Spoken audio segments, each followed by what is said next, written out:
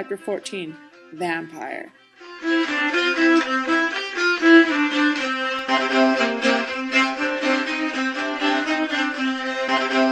Wright was excited. He had been to America before, but never to live. He had landed in L.A., picked up a car, and started his drive to Salt Lake City, Utah. His mentor had asked him to come to help watch over his new family. The boy had been born to the surprise of everyone. Vampires did not have children. That was a common fact. They knew that they would have to stay hidden to stay safe, and he had asked Thorant to come and keep an eye out. Thorant had lived yet another loud life, and it was time for him to go into hiding anyway. At least now he could get out and not be stuck in some remote place.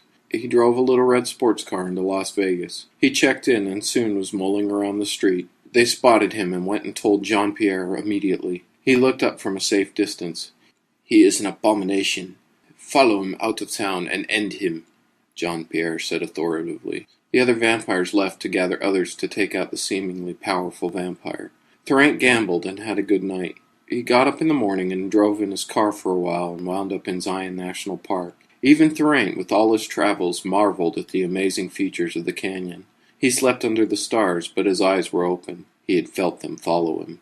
He was in for a fight, that much he knew. They crept into the camp from all sides. There was 15 of them, and as soon as one laid foot into the clearing, Thorant was on his feet. They burst in and started to attack Thorant.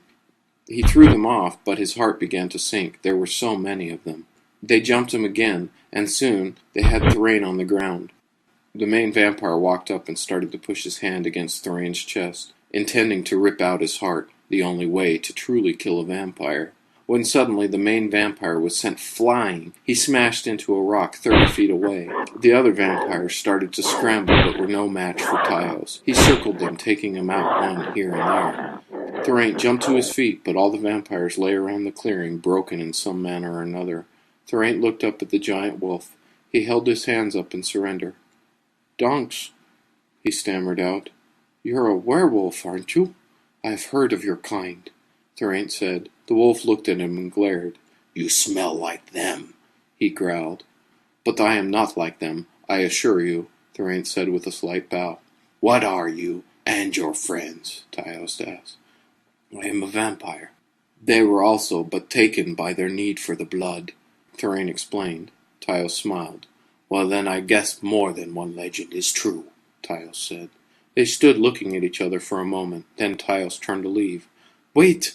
Thorant said. He pulled out a piece of paper and scribbled down a number. "You have saved me tonight. If there is anything I can do to even us, just let me know," he said and gave him the paper.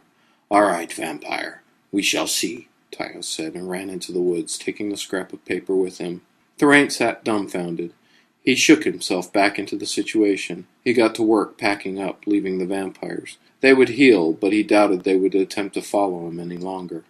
Thorant made it into Salt Lake City a few hours later and a day early.